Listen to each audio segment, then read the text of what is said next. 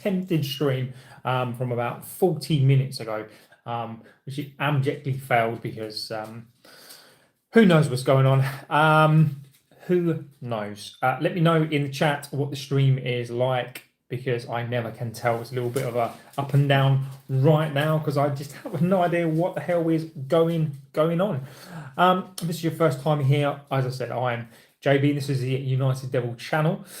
First thing to say is be respectful when you get into the chat. It's one of the most important things about this community. We've built this community on respect, and be respectful to yourselves, be respectful, more importantly, to the community, to the moderators, to me. Otherwise you will get banned and the ban hammer comes out. We don't like to do it, but we will if we have to. Second of all, I am not the dictator of this chat. It isn't my word is the end of the conversation. It's just an opinion like everybody else's. So I will respect your opinion. Hence, that's why these shows take so long, is because I generally do try to read all of your chats, despite there being super chats, etc., all that sort of stuff on here. Let me know in the chat how the stream is looking. CR7, hello, my friend. Again, let me know how the stream is. Hopefully, it should be. I'm in a different place now, so hopefully it should be. It should be okay. So, guys, let me know how you're doing today. Let me know where you're from, where you're watching this stream from. Give me your opinions. Let me know what you've seen today. Let me know. Perfect. Let me know what news you've seen out there. We are going to talk about Baleba again today. Let me know your opinions on that. I do have my opinions on that as well. I'll give you my opinions. I think the price tag is high, but again, I'll be consistent on it and what I said in the summer. Like he says, we must take heart from the Chelsea game that was planned. Look, get in about the Spurs game. Tell me what you think about the Spurs game in terms of what you think that is going to happen. I'd love to know what you think is going to happen there. Again, I've got my opinions on the Spurs game and what I think will happen there as well. And I'll be consistent, as I always am, on the majority of this stuff. So, where are we? And where we must go for Anderson over Baleba. Start off with that. Do I think that is a must? Jess says bring back the trainers. I would have streamed from the trainers, but I've had to go to a different room to do this today. Needs and all that sort of stuff. So the trainers are back. I know how much you despise the trainers, Jess. Bonjour, says Jackie. Hello, Jackie, and I hope you're doing extremely well as well. Look to get into the chat. Subject-wise, these streams do tend to go all over the place. Today, I'm going to focus on the Baleba stuff. So Baleba, Carlos B for Brighton. Now, where is this coming from? As I'll tell you where this is coming from. This is coming from indicated news. Now, whether, again, I've got my opinions on them. I'm not. My biggest fear is it's happening. My biggest fear is happening tomorrow. What's tomorrow? Tell me what your biggest fear is, my friend. So in the news, whether people like it or not, they are sort of coming bigger and bigger and bigger. They get all these exclusives now. Background on them, they were good in the Baleba stuff. They really were. And it'll get. Oh, so Jackie, I hope everything is okay. I do hope that it's not a serious thing, my friend. I do hope that you were doing okay. So look, yeah, let us know as much as you sort of want to let us know in the chat. But yeah, look, I do hope everything is going okay. I do. Omar says, I don't think we have the money to buy Baleba. I will come on to that as well, Omar. Look, we get spun all of the time on everything. Can somebody just let me know if the stream is okay? Because I never can tell. I just don't know. So Jackie says, everything's sound, mate. Just bloods need to be been off for a month because I'm. Oh Jesus! Look, fingers crossed, mate. I really do hope that everything is okay. Messi or Ronaldo? I get asked this all of the time. Messi is a gift. Ronaldo is the epitome of hard work, and that is just how it is. That's just fact. So in the Kobbie news, they got the Baleba stuff right. Now for every Baleba they get right, they've got many other things wrong. Dino says, "Hi JB, hi my friend. Hope you're doing extremely well." Dino, let me know in the chat if the stream looks okay, because I don't know what is going on. I think YouTube is not my friend right now. Internet strength is absolutely perfectly fine. It's just I just don't know what is going on, and it bugs the life out of me. So stream is playing up very pixelated, mate. I don't know. I don't know what is happening, mate, on this. God, it's terrible. Can't even tell if the stream is good or bad or not. Nah.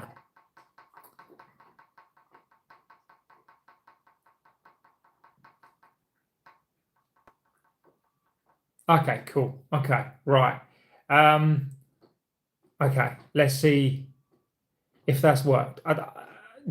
Generally, I do not know what is going on right now. It's absolutely horrific. Anyway, let's go on with these things sent to try our patience, but you know they're not going to get the better of us. So look, in the Kobbie news, let's get back onto that. So the thing is, whether we like it or not, they do get some good stuff. Now, they are historically, in my opinion, not the best.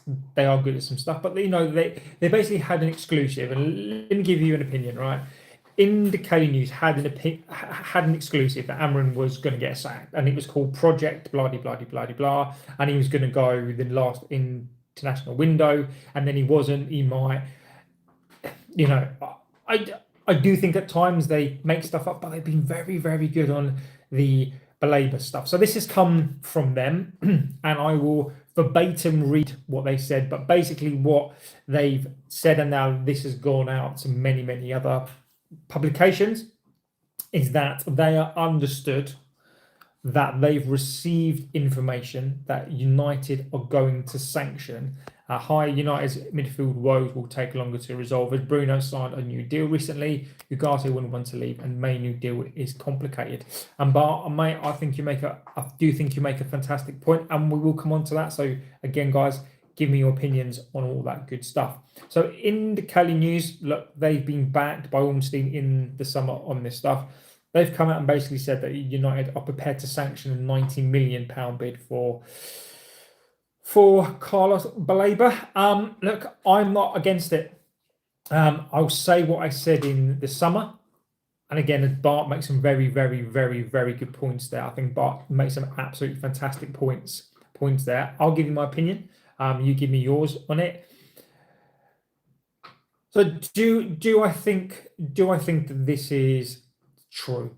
I think there is some in this. I do think that they are Baleba fans. Now, I am Baleba. I do. Whenever I'm asked about midfielders that I would like, I always go back to, in my opinion, three players. Now, I go back to Stiller, I go to Anderson, and primarily I do look at so I go Anderson, Baleba, and Stiller. So those three for me. Now for me, the reason why I like him, Club 23 says get Amorim out. Southgate is the only long-term solution. All right, Club 23. Yeah, come on now, my friend. You're either bantering yourself, or you're just trying to banter, which we all know, Club, that's not true, is it? So Jake says, Jim works with an iron fist. I worked at Ineos plant near, he took 25% off the contract because we went on the van roof to get a set of ladders off. Sir Jim, you know, trying to run a football club like a business is absolutely the worst thing to do. I have no doubt. Steve says Larson from Frankfurt.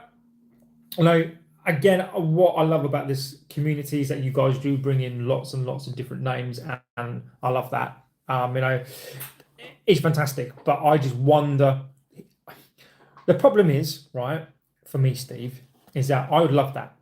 I'd love us to go get like a Larson, right? I'd love us to go and get those sorts of players, right? Luke says that Dorgu is a terrible player. Don't look. And again, these are your opinions, guys. It doesn't mean I think your opinion's wrong.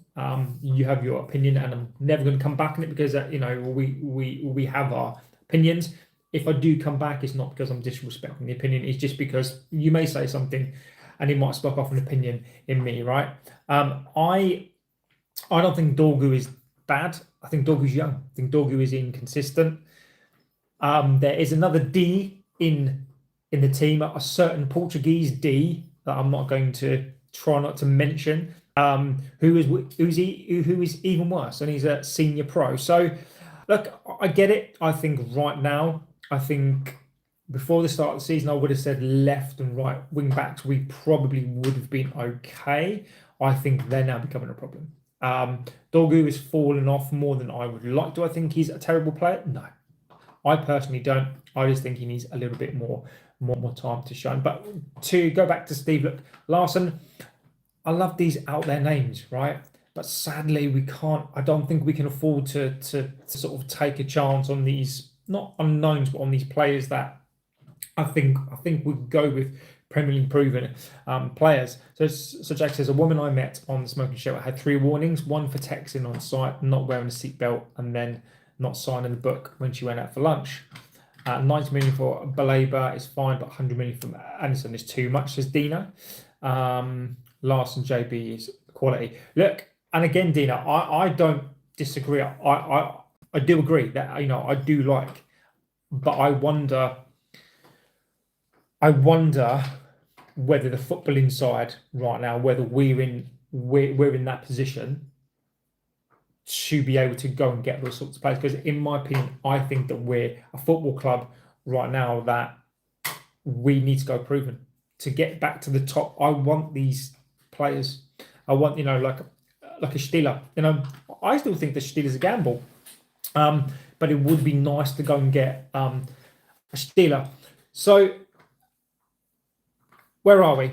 So in the Kelly News again have reported basically that we are back in. See a point, Dino? Look, mate, it's just, look, where we are, right, is I really like these.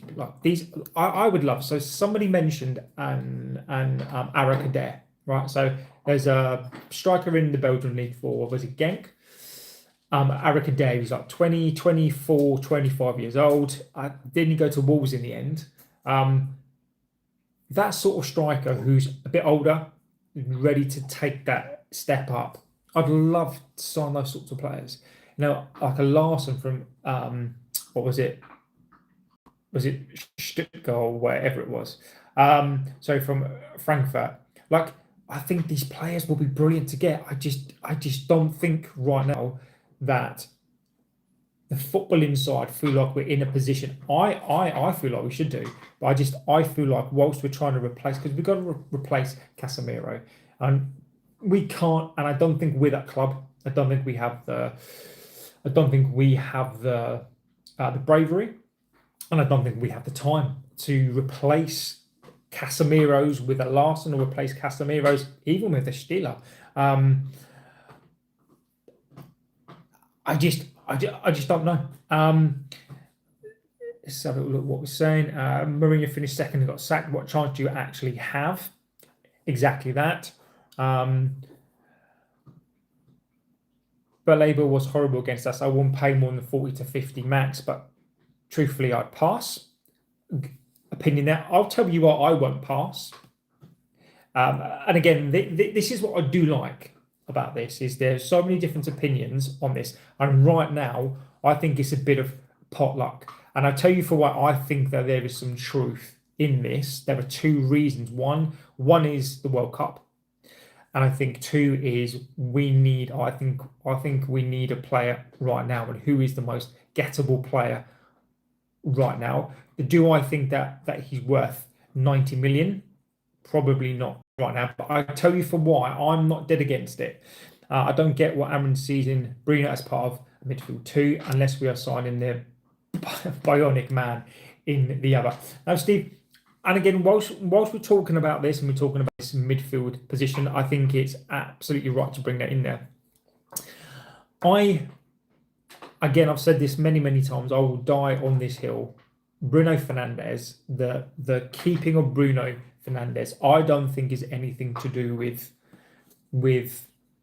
footballing reasons. And what I mean by that, I think him keeping Bruno Fernandes is a cultural and a political move. I think that Bruno was intrinsic and part of this club.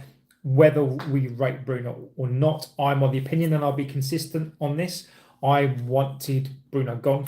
I think he's petulant. I don't think he's a captain, and I would still sell him. However, I do accept that, over the last X amount of years, he has been the guy to get us goals. He has been the one to. I'm going to say that for me, Bruno is a stat padder.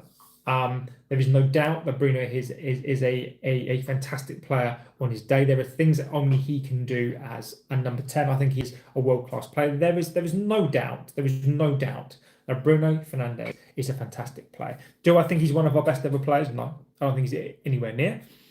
But I do fully accept that Bruno has been one of our best players. Now, I think that for me, Bruno there has come a point and a time where I think Bruno Fernandes now does have to go. I don't think we're winning a league with him, and I think he was kept as a political pawn tool, because you can't lose because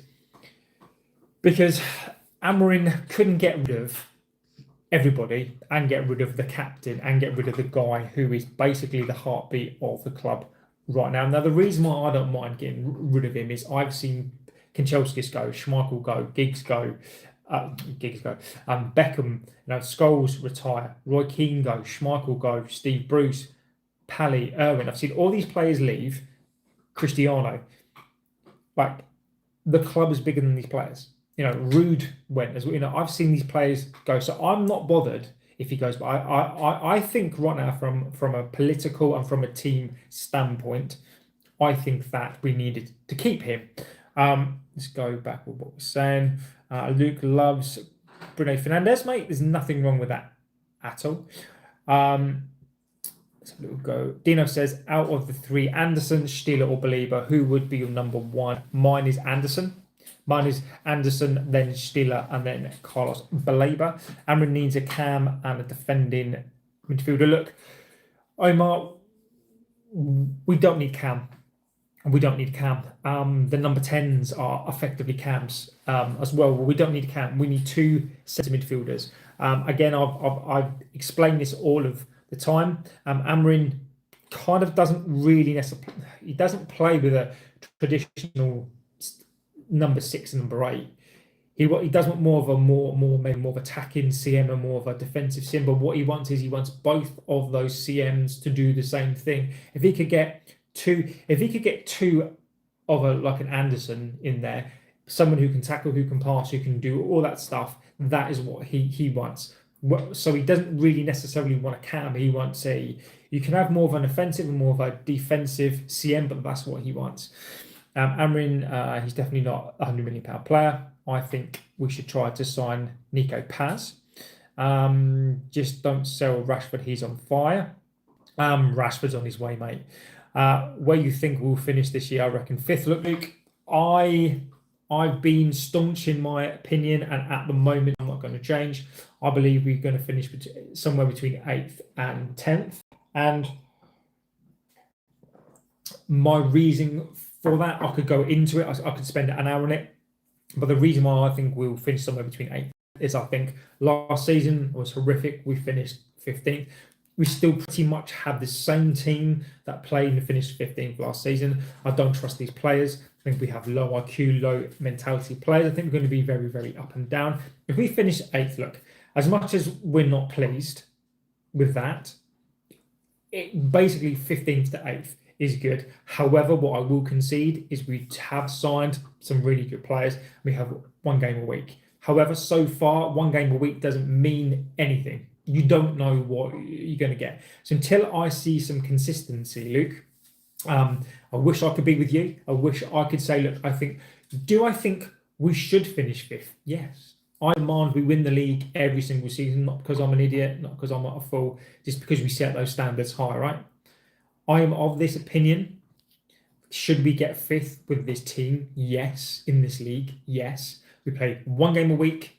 We do have these Premier League proven players, but the one thing that's going to stop us is inconsistency and mentality. And for that reason, right now, let's see where we are after Spurs. Let's get to the next international break. Let's get to Christmas. And then once we've got through those games, then I might sway. But for me right now, I think we're somewhere between 8th and 10th. Definitely should have looked to take the money from Bruno. 90 million is overpaying. Rashford is a terrible player. I hope he doesn't come back.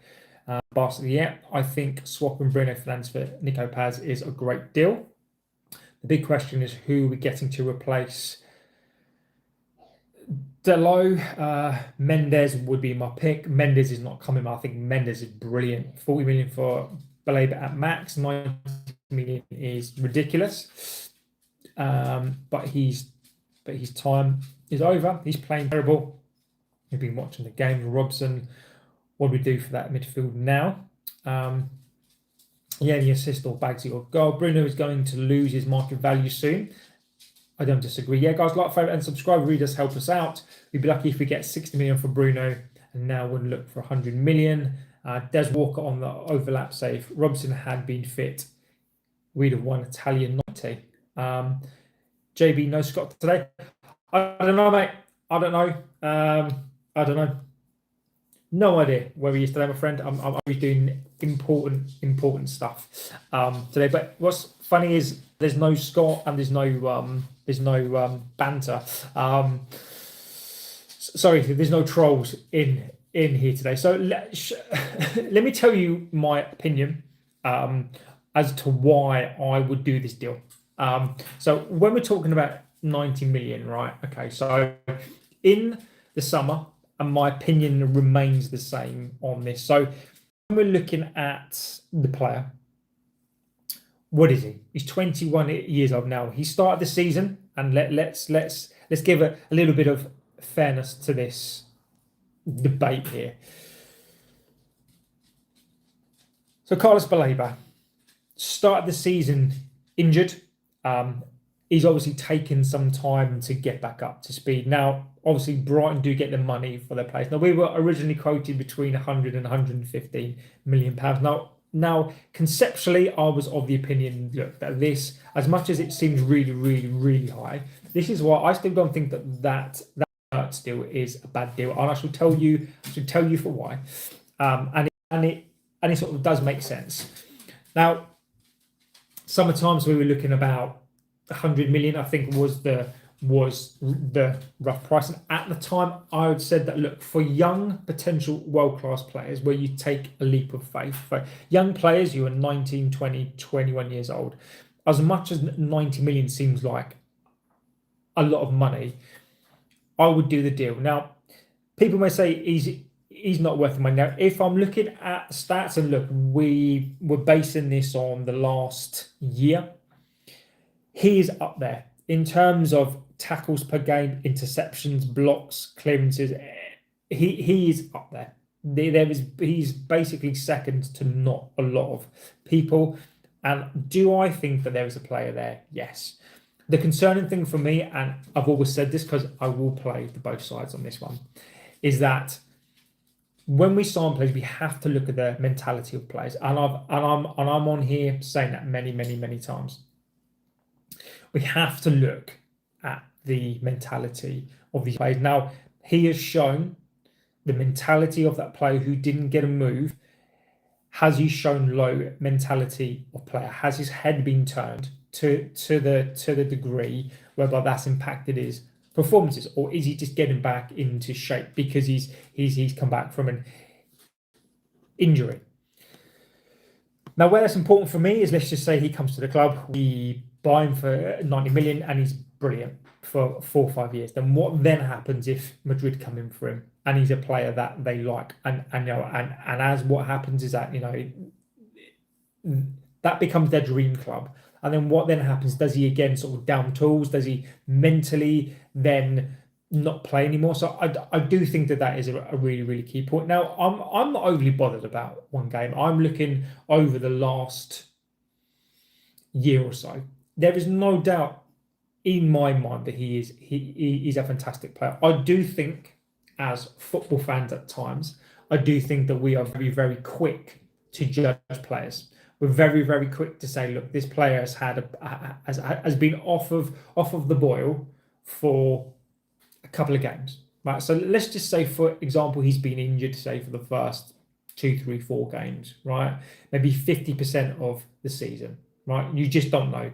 Let's just say that he has been injured and he's coming back. So it's going to take him a run of games to sort of get back up to speed again. So I think that what we are going to see over this next couple of weeks is we're going to see a revival of him. Now, why is this important, and why do I think that if we're going to get him, we get him now? So, do I think that 90 million is slightly overpriced based on performances right now? You could argue that. You could argue. Do I think that the performances this season, if Brighton have never given a price, by the way, and if Brighton say they value this player at 110, do I think the performances so far have been so bad that puts him at a £50 million player? No, I don't.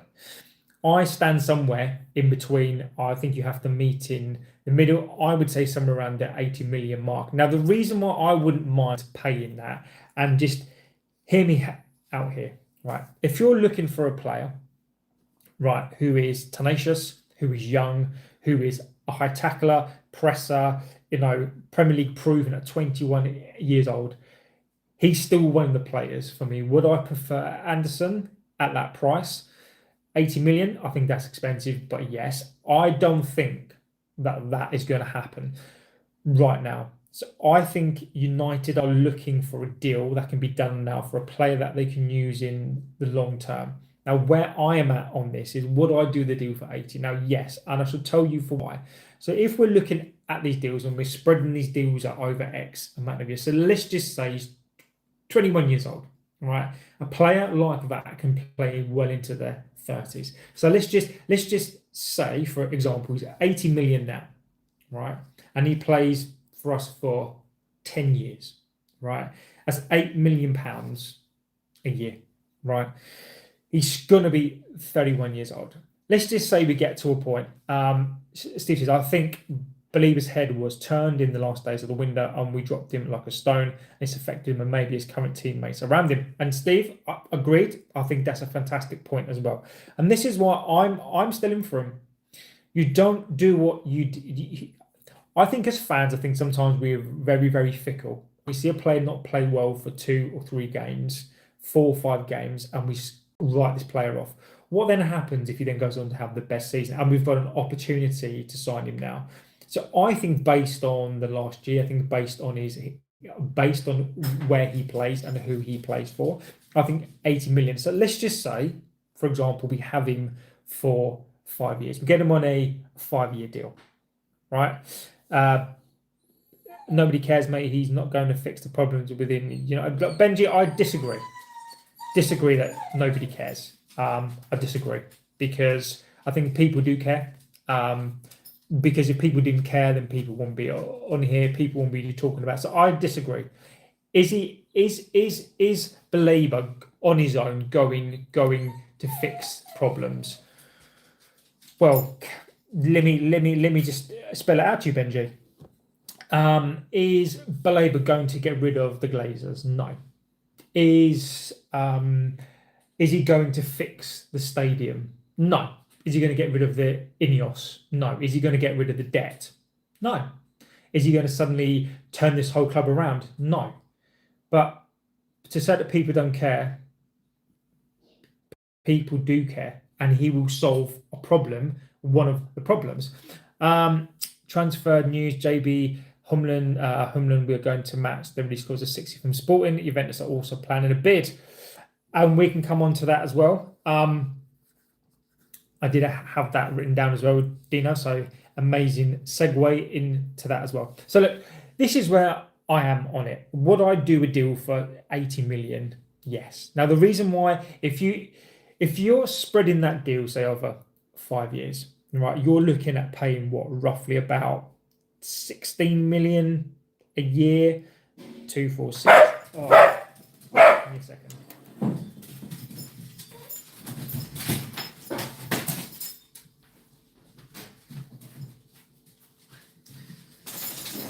Postman, Amazon man. So if you're looking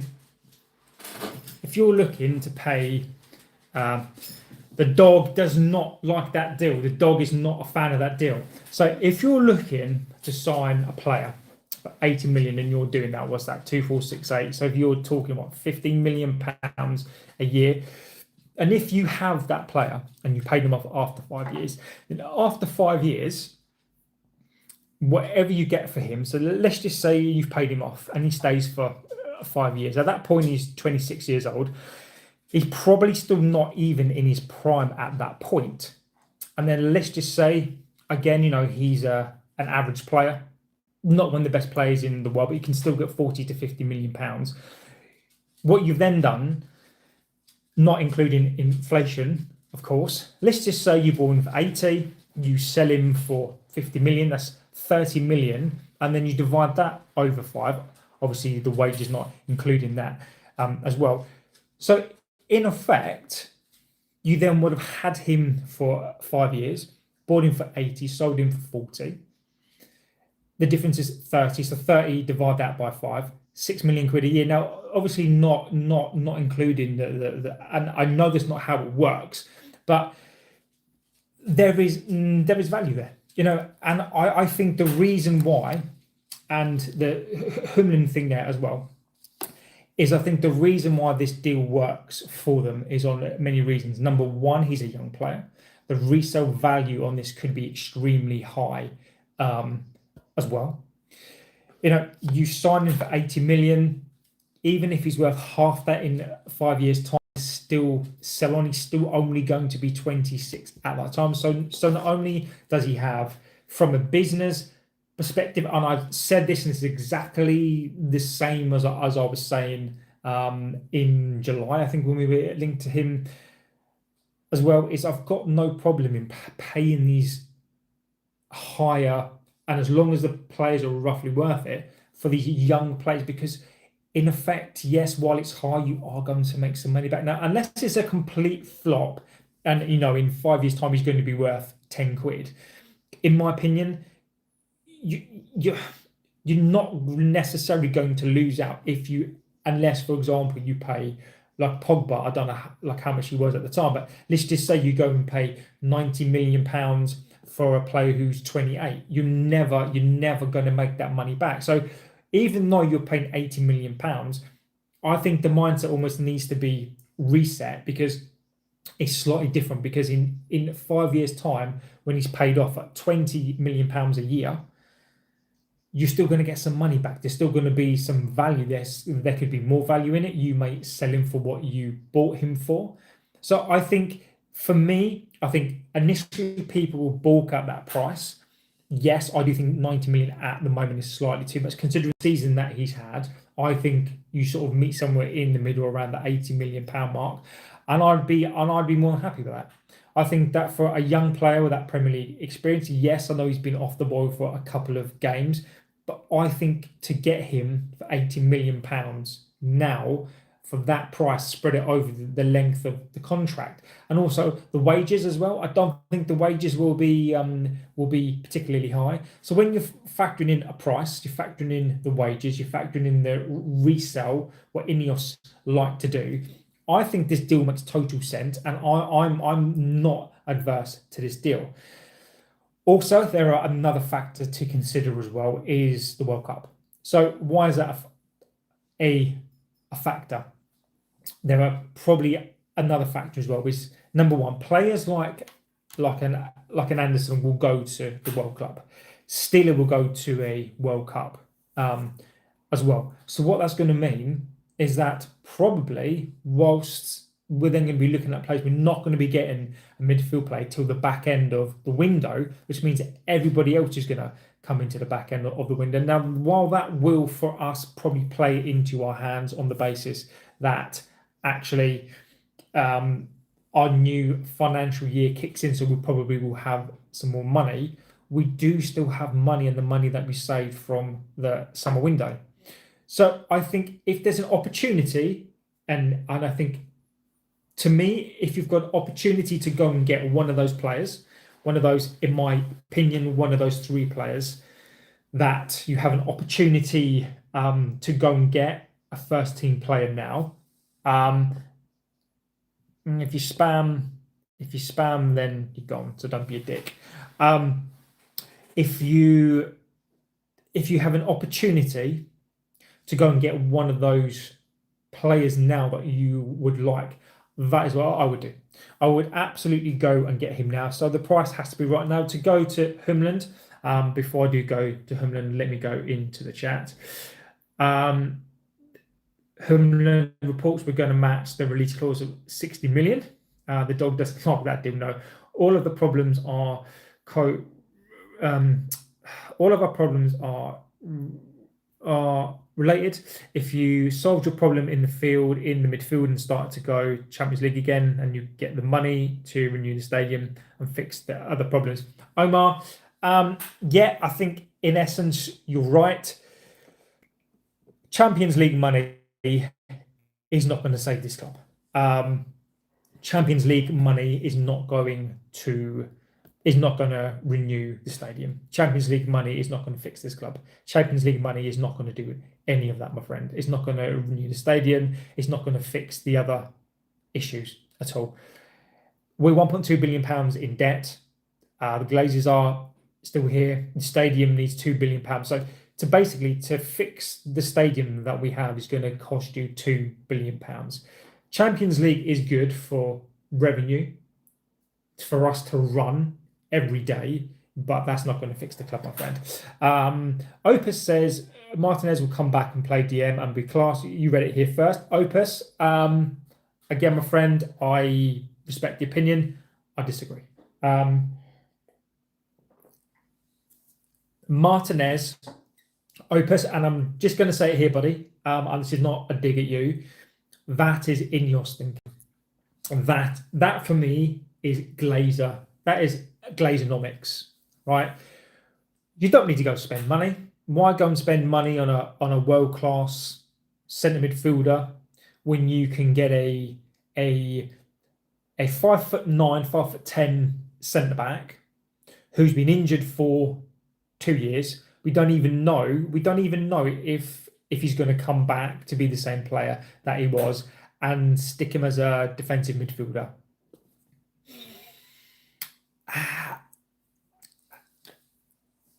Let's see. Steve says all of the focus on midfield, but we still have to get a wing back. I agree with you. Agree with you, Steve. I do agree. I think the focus is on the centre midfield, but I think you're right, Steve. I think we need another striker. I think we need to get rid of a number 10. I do. I think we need to get rid of a Xerxes or a Mount. And what I mean by that is Mason Mount, for me, look, long term, there's nothing in it long term for me. Will he go? No. But I do think we do need to get rid of those number 10s. This is where the scouting network needs to be working for their money. Don't mind paying if the data supports it. United aren't going for Baleba 80 now May and Wharton or as Anderson. Boris, look, respect the opinion. I'll tell you for why I think it makes sense, and Humlin makes sense for me.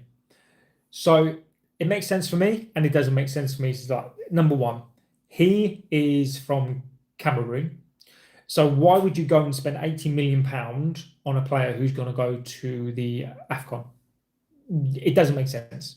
It makes sense for them when you come back. But look, if there's an opportunity to get him, do you take him and knowing that he's going to go he's going to go away? Wharton, for me, look, I like Wharton. Wharton is not for me. I don't mind Wharton. I think he's a good player. I think he's got lots of potential, but I think Wharton is a very one-dimensional player. I think Anderson would be the one for me at 100%. Anderson would be the guy that I would get. I think Anderson will price himself out of a move. I might be wrong on that one. Wharton for me would be down my list. Wharton would be on my list of a top 5 or 6 players, but I would much rather a Steeler. Homeland is even further down the list for me. What else we got in here? Dina, yeah. Serie A players are cheap and they are very technical. You could send some scouts there. I'm pretty much sure, my friend, that we definitely would have some scouts. No managers, ex-players, please. Don't spend, just convert one of the defenders. Respect you for coming talking about United on here. I don't know how you do it. Why do we need to get rid of good players? So Brown now. So Brown Knight. When we're talking about why do we need to get rid of good players, you tell me the good players. You tell me the good players, right? Let me give you an example of a good player that I would sell. Mason Mount. So I would sell Mason Mount. He's a good player, but he's injury prone. Like we are not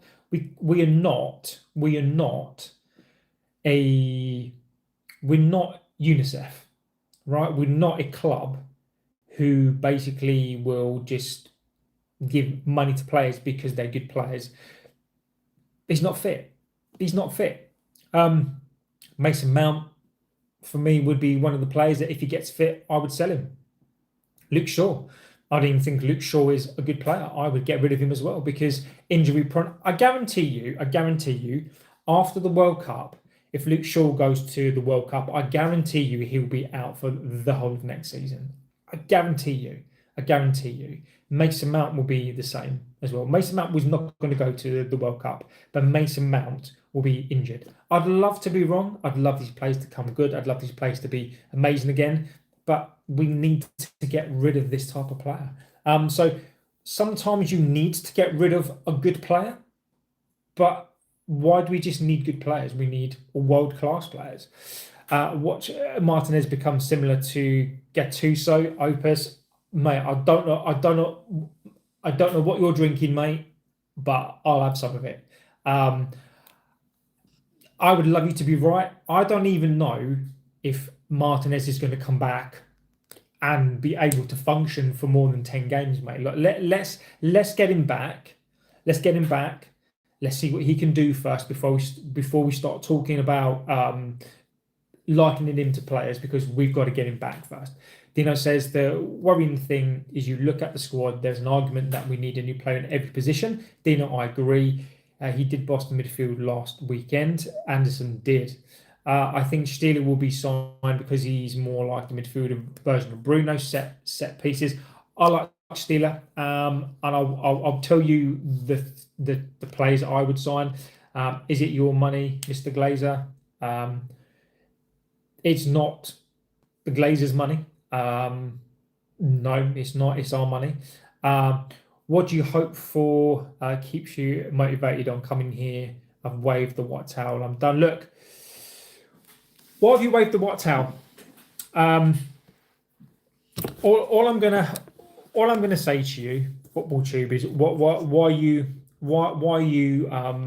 waving the white flag? First, bloody thing. So the first and foremost, to me, the reason why I come here is because of the community, right? It really is the community. And I look, I've been supporting this club since I was 4 years old. So I've been supporting this club for 38 years. So the reason why I come back here is the community. As much as we are here for this club. This is what brought this community and makes this channel. What makes this channel now is the community. So as much as this club pulls on our heartstrings, this club at times absolutely destroys us. I've been there many times saying that I'm done with this club, but when you're emotionally linked to something that you have been your whole life, like I've been linked to this club longer than I've been with my wife, longer than I've been with my children. And I'm not saying it's more important, but this has been a major part of my life for 38 years. So that's why I'm here, my friend. So Boris says the problem with our fan base is using emotion instead of actual. I like your analysis. Mount, Luke Shaw, Sancho, Rashford, all these average players, all these banger players. Look, and I think, and thank you. I think we have to take emotion out of it at times.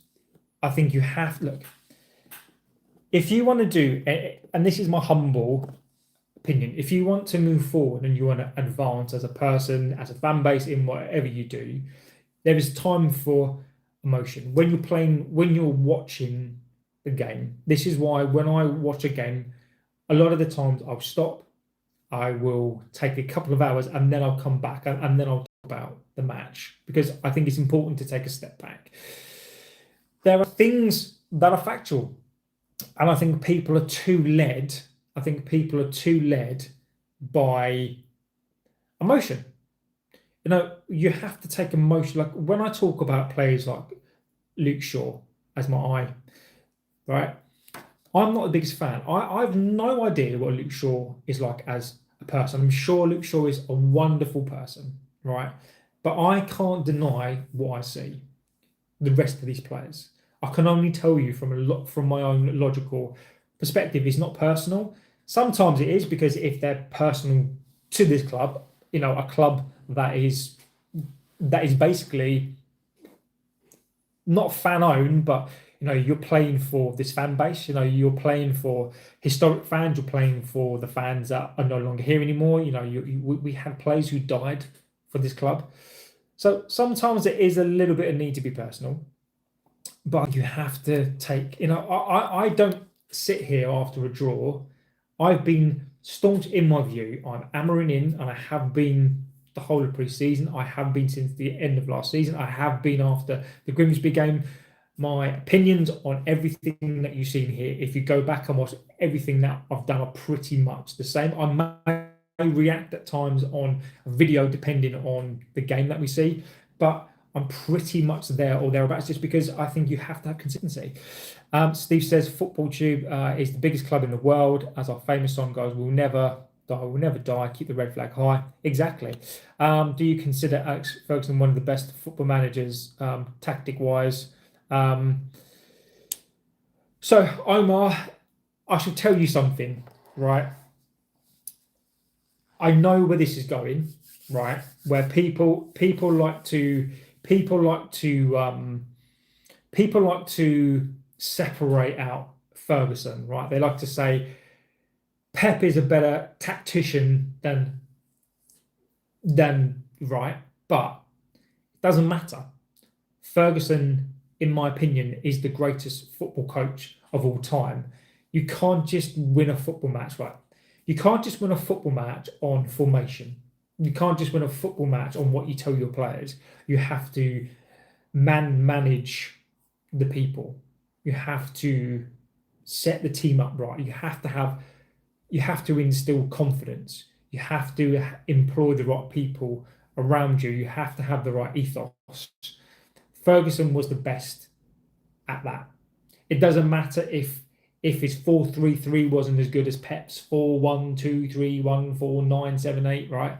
Doesn't matter, right? Is Pep a good coach? Yes. Could you possibly argue that Pep is a better coach? I'll leave that up to you. As a manager of a giant club who rebuilt the club, Ferguson, in my opinion, is the best.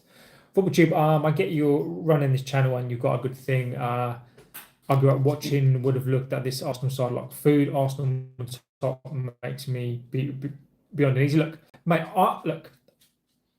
I started supporting this club since 1988, right? And I get it. I do get it, right? It pains me. It pains me, and let me tell you why it pains me, right? Is that I'm fully used to having players like Robson, Schmeichel, Irwin, Giggs, Bruce, Cantona, Johnson, Fortune, Beckham's goals, Keane, right? I'm fully used to those sorts of players. Rooney, right? I'm fully used to those sorts of players, right? And when I hear people say Bruno Fernandes is the most amazing player, and if he left, it's going to be the sort of end of the world. No, it really isn't. And this is why I'm not bothered about players leaving, because we've had some good players and bad players, and when players leave, they leave. Right? I get it.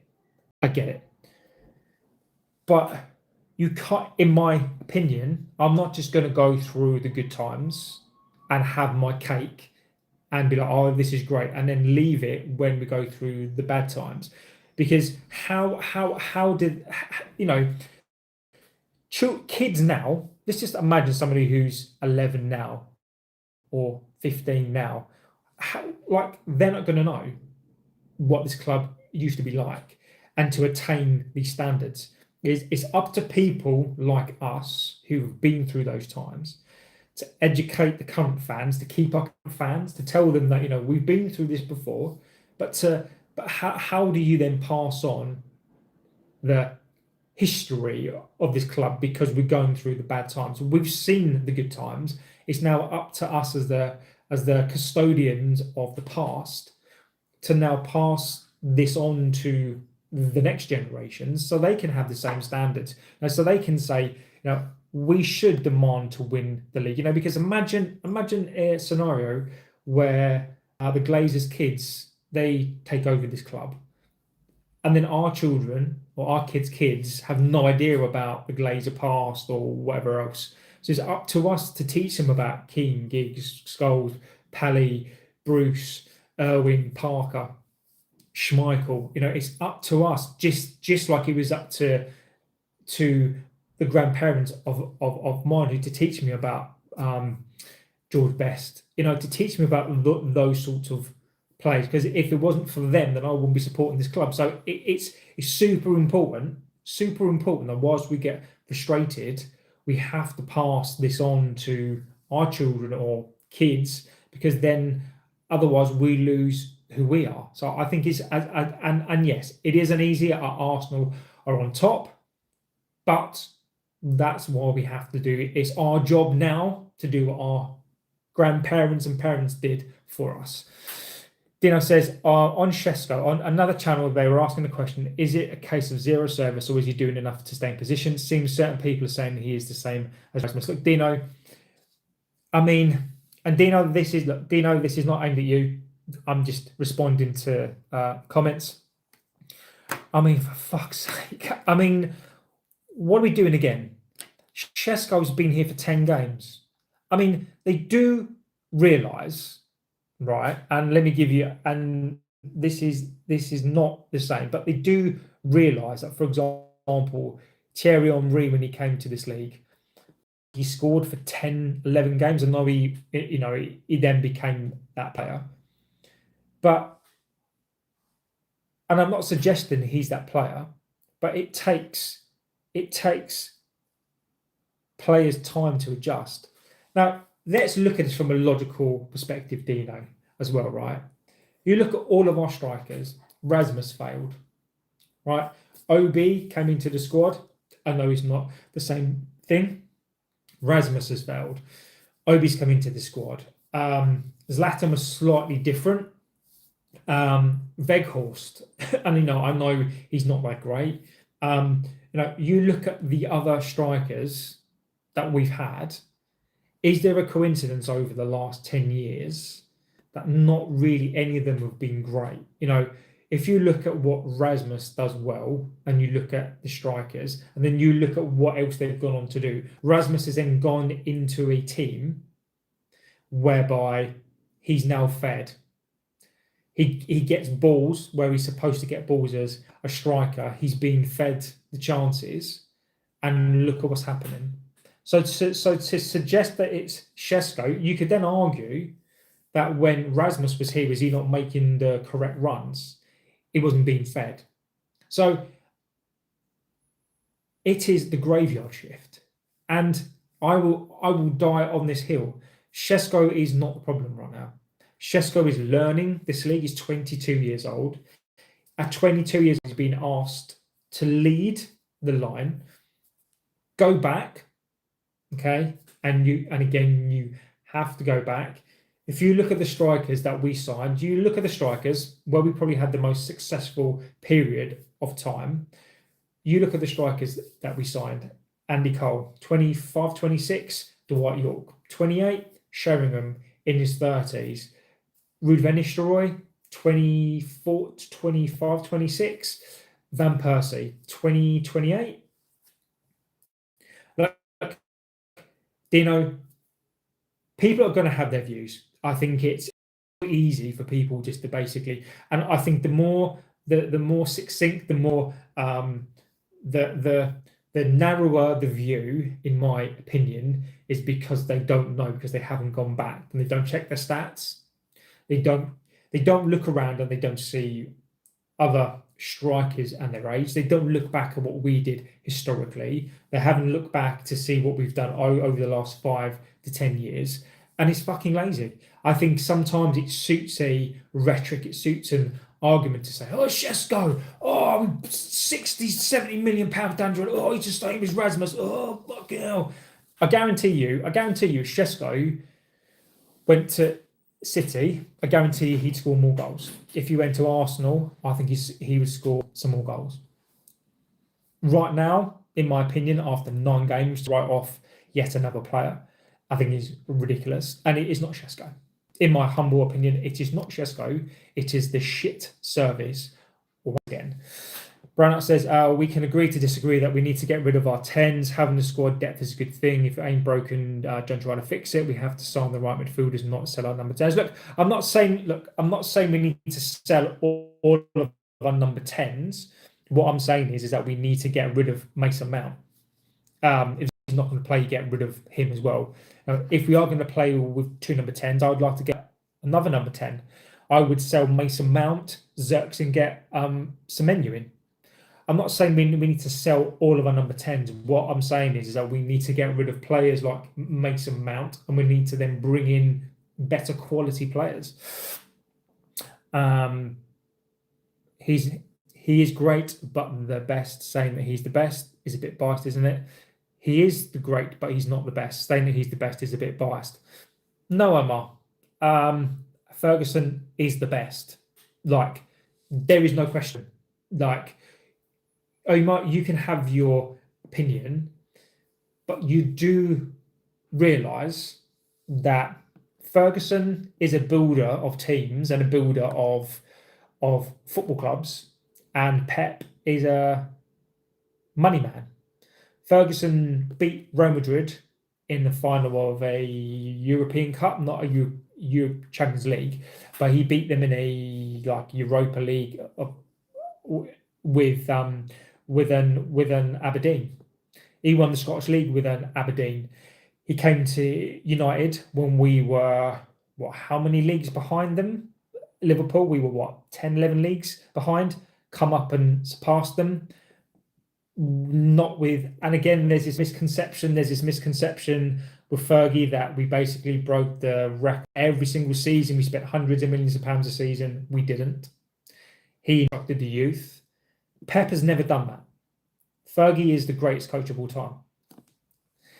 Pep is a great coach. The problem is he's not found a way to bring up players. Nurturing players is not his thing. Shesko's positioning is miles better than Haaland. Just look at where he is. Whenever he scores, you'll see he's ready to pounce. The keeper spills it. There's a true fox in the box. Like I said on the stream, 90 for Baleba is overkill. You can get Steeler and Guehi for 90. I started supporting United in 75. I had to watch us be the bridesmaid for years behind the Liverpool team of Dalglish, Souness, etc. Constantly win the leagues and Champions League, but we still beat them. If you watch Shesko, he's a clean footballer, not the finished article, but he can play. Same as Xerxes. People are looking at numbers before performances. S7 says, I do think we should keep instead of Xerxes. Any striker would suffer with no service. Haaland could get more chances with Cunha and in Burma. JB, can you guess what channel it was on? Look, I can only guess. I mean, some of the things that I've seen recently is just fucking embarrassing. Šeško's on is 22, 23. He still has years to craft his game. He will be the striker for City fan is insane. I'm a Milan fan. Højlund was not making the right runs. Do you like Edison or Atalanta? He has 1 year left on this deal. Yeah, Grace, I don't know what's going on with him. I don't know. I do like him a lot. I really do like him. I don't know what is going on there. I don't know why we've not gone back in for him. I think he would be a good player, but I don't know what's happened there. We seem to have liked him, but I think that was more of a Ten Hag signing. So I think that's why we've not gone back in for him. I think he's a Ten Hag signing. I've always said Šeško is a good player, just needs time. McTominay now rated as a Ballon d'Or. Napoli hid from the ball. He did. You can't help the fans. They think Šeško isn't playing well because of his numbers. And fans ain't good at football in real life. I'm lying. Am I lying? Same with the people that think Xerxes isn't good. His numbers aren't sustainable. You can argue clean footballer though. Ferguson is the greatest of all time. Anyone who says other than started watching football in 2010, I think Ancelotti's era at Milan was better. Well, of course you do, Omar. Of course you do. But I think Ancelotti at AC Milan, in terms of AC Milan and the Champions League was good, but I would still argue that Premier League was better. No one can match Fergie as manager or coach. Pep couldn't stand in his shadows. I agree with you. Part of a good decision making is classifying what is urgent and important. Fixing our weak midfield is more urgent and important than upgrading our tens. Again, we can agree to disagree. No, look, I'm not even saying that we need to replace our number 10s. I'm just saying in the future, if we're looking to upgrade, right? So I don't think, look, our number 10s right now, perfectly fine. I've got no problem. If we needed to keep Mason Mount, fine. Xerxes, fine. I like Xerxes. I've always liked Xerxes. If you heard me last season, I thought it was ridiculous that people were trying to call him out after 4 games. I think for now, next season, number 10 is not an issue at all. I think centre-back, I think centre midfield is urgent. I think the wing-backs are pretty urgent as well. I also think centre-back, centre midfield, left wing-back. Number 10, for now, fine with. I'm not saying that we need to change our number 10s. I'm just saying that if, for example, we've got an opportunity to get rid of Mason Mount, just purely based on his injury record, then I would take that. But I agree with you. Number 10 is not a position right now that I'm concerned about. Do you think we actually do money transfer or loan deals in January, or we do no business? No, Dino, I was of this opinion, okay, that we would only do loan deals. Now, am I going to be suckered in again? Okay, are we going to be suckered in again here? And I've always said this: we have to be very, very mindful about Ineos being very, very good at saying that we'll do stuff, because we've got to think about spin. Is this spin? Is this because we've drawn and the fan base again is pissed off? Where are we getting this cash from? I did a video a couple of weeks ago saying, where has all this money gone? Because we made all this money, where's it all gone? So is there money there? Do I believe there's money there? Yes, we've been told that there's a credit facility there. Do I believe that that's there? Probably is there. Now, according to reports, we were going to go in for loan deals. I was of that opinion as well, that we would go and do some loan deals. But the more and more I hear, the closer we get to the window, is all I'm saying, all I'm hearing, is that we don't want to. But again, is there something in this? There are two things here. Number one, we are preparing for there's no value in the market. Now, why I say that is because we're already being told that we don't want loan deals. We don't want to do these short-term deals. All we want to do is sign players for the future. What does that sound like? What does that smell like? That smells like There's no value in the market. So all I'm saying is we've got to be prepared for that. But to play the other side of that is, I think if there is a deal to be done for a Stiller, a Baleba, I think that we go and try to do one of those deals and bump them up from the summer, because I think when the World Cup is around, I think it's going to be very, very, very difficult to do that deal. Money deals, Amron says he doesn't want short term because all the transfer rumours seem to suggest money transfer, not loans. Football Tube says Mount offers nothing but running, box crashing. These kind of players need to be phased out of the club. Footballers to be playing, not 5k merchants. Look, I'm with you. Mason Mount, there's a debate, and I've had this the whole season. I'm the biggest fan. I know people think that Mason Mount is this new player and the saviour. When I watch Mason Mount, all I see is this player who plays in a box, 2x2, 3x3. You can't last like a whole game. Mason Mount, in my opinion, does a whole load of nothing. Mason Mount is like a busy bee, in my opinion. He's a busy bee. He's everywhere. He does everything. He seems to be, but I don't see what his output is. I don't see what he does. I don't see goals. I don't see assists. I don't see stuff. If we could get Mason Mount fit and playing, will I get rid of Mason Mount tomorrow? Do I think it's imperative to get rid of Mason Mount now? No, because in number 10s, I think we're fine with number 10s. But I do agree. I would get rid of Mason Mount. SM says the Glazer PR team always work overtime in the transfer windows. They will say we are in for him, and then end up with Gallagher on loan. And again, that's my opinion. Is that, do I think we're in for a player? Yes. Do I think S7 that this is probably a spin? Possibly. I do think this could be spin again. I don't see, where do we get the money from? We're claiming poverty. Look, there are two things here, right? Number one, we are actually in, I'm going to go get a player, right? Whether this is a loan, whether this is an actual cash player, I don't know. Or is this, we're setting our stall out now and we're only going to go for players who can play for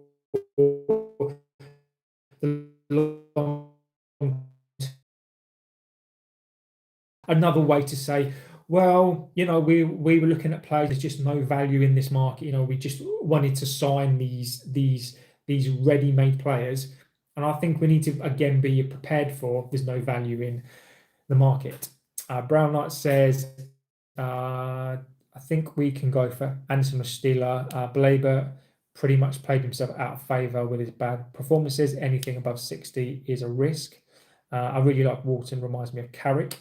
I don't think Anderson is gettable at all. If you think that like 90 million is expensive, Anderson's going to be at 100 million, easy peasy. I'd love you to be right. I'd love you to be right, but I just don't think that that's happening at all, I'm afraid. You sorted your Luke Shaw internet out. Oh, don't even get me started. It's nothing to do with my internet. It is fucking YouTube. Mount 7 is a disgrace. A 7, I agree with you completely. Football Tube says Mount, Bellingham, Gallagher, all of them. Footballer needs to heal. Yeah, I mean, look, what has been discussed. Look, Rick, we are talking about primarily midfielders. We're talking about the indicator news today about Baleba. Branagh says, I loathe January window, a month of plastics moaning for us to sign every player and their uncle, and we rarely sign anyone. It's too much unnecessarily noise. Anderson would be hard to attain. With Champions League football. I agree with you. And again, look, this window, again, really, really simple, I think, is the Ineos spin machine out? I do think there are two things here. I think Amorim does want to play. Right. Baleba's 21. Do I think that Amorim wants a player. Yes, I do. Sir Jim, if you read between the lines and you look at what's out there, because everything is out there, Sir Jim has already said he thinks this current squad can get into the Champions League. Right? I think he's fucking wrong, but he thinks that they can get into the Champions League spaces. If that is the case, then why would he sanction a £90 million move for a player they offered 60 million for? Okay, there's already the chat doing the rounds saying that we're only going to now apparently buy long-term players. We're not going to go for loans. We're going to buy long-term players. So it does smell. Look, there is something in this. Whether I like it or not, or whether we like it or not, whether it annoys us, because it does annoy me slightly, there is something in this. Do I think ultimately that we will get this deal done? No, I don't. Do I think there's something in it? Yes, I do. I really, really do. Whether it's Humland, whether it's another player, Carlos B for me. Look, I would do the deal. Maybe not at 90. I think 80 for me is a little bit more palatable. I still think that there's a fantastic player there. I mean, Humland, and we briefly touched on him, 26 years old. The reason why I think that Ineos would be reticent to do that deal is because of the resale value. I think it makes more sense logically, and I'm talking about from an Ineos perspective and how they like to do deals. It makes more sense logically thinking about how they want to do their deals is by they would rather go for an £80 million deal for a 21, 22-year-old player, where is some resale value there, rather than go for a 27-year-old Portuguese player who you don't know, sorry, not Portuguese, but plays in the Portuguese league, an unknown quantity. So Humland, I think, is less likely to happen, just basically based on the age. The money that they're going to want as well. I think Ineos would rather spend 80 million on a kid who's 21, 20, 22 years old, Premier League proven, rather than a 27-year-old from the Portuguese league. So, yeah, I think that's where we are on that one. I'm at a loss why the number 7 was given to Mount. It seems the number does not mean anything anymore. Letitia, I agree with you. I always thought the number 7 was for wingers and playmakers, not washed players like Mount. I mean, the fact that that number 7 shirt. Okay, let me ask you guys a question then. Who would you give the number 7 shirt to? 7 says they'll be giving the number 7 to Dorgu. Mount was Ten Hag's obsession. Wouldn't have touched him with a barge pole. Has a Chelsea tattoo on his arm. Scott says Cunha. Dino says Ahmad.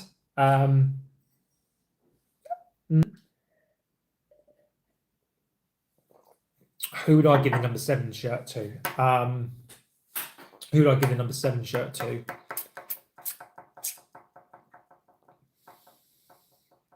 I would probably give it to Cunha, actually. As much as I like Ahmad, I really, really do like Ahmad. I would probably give it to Cunha. I went to buy a shirt for my kid and refused to buy it when I saw it said Mount 7 on the back. Cunha, Ahmad, or Mbama from the current squad. Give it just Scott. I was going to say the exact same thing, but I'm glad that I didn't now, Scott, because yeah, people would start talking about us. Ridiculous. So yeah, look, I think that is where we're at. I think let's be careful. One of the things I like to think we do extremely well on here is that we play both sides. So Indicator News coming out today with Baleba is back on the scene. Indicator News have basically said that they've got reports. Brown says 7 fits Ahmad more than anyone else, though. I don't disagree. Maybe give Mount the 7 because it's the amount of appearances he'll make. Oh, I love it. It's very clear we need a midfield. Baleba, some are saying, has gone down in price. Whether true or not, unlikely to see it that way. If in building mode, if he can improve. Yeah, Rick, I think that's a good point. So look, summary before I go. So in the Kelly news, whether we like them or not, I think they do talk a load of nonsense at the time. There's so many things that they've come out with, just crap stuff. The Baleba stuff, they have been very good on it. That's the one thing they have been good on. They reckon that United have sanctioned the move, £90 million move. Do I believe that? I think they're guessing at price because they've never given a price. They do, Scott. I do agree with you, but they have been good in the Baleba stuff. I mean, Ornstein give them a bit of a credit on the on that stuff. So look, I do think they've been good on that. Anything else they're shit with. I think this is a little bit of a stab in the dark, but I do think when we're looking at this, I think we have to play with both sides, right? Do I think there is something in this? Yes, I do. I've always believed that we are in some way, shape, or form.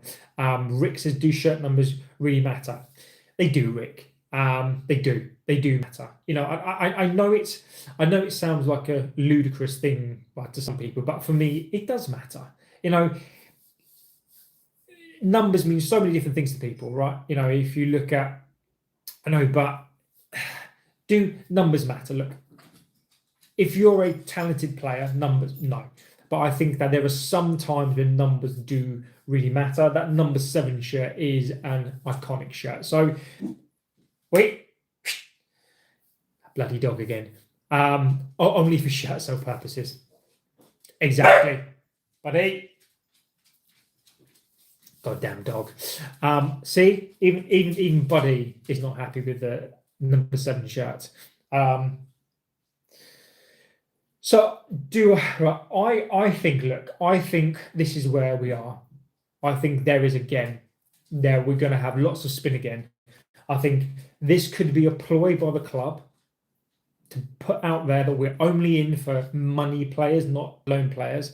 And then when we get to the window, I am a romantic, right? So even though I am a logical person, okay, if you know, I go through things and I do try to play the both sides, but there are some things in life where I do feel like a number 7 shirt is a yeah. There's just something about it. Like, I like an artist. I do. I like an artist, and I think that number 7 shirt is, you know, JB is daddy. So look. I think we have to be careful. We're going to see it, and when I do see these stories, I will come on and I will report them, and then we will discuss whether we think they're true or not. So I do think there is something in this. I also agree with Scott that there is a load of spin attached to this as well. So we're just going to have to see how this goes. Jim Ratcliffe is a gay puppet. He is.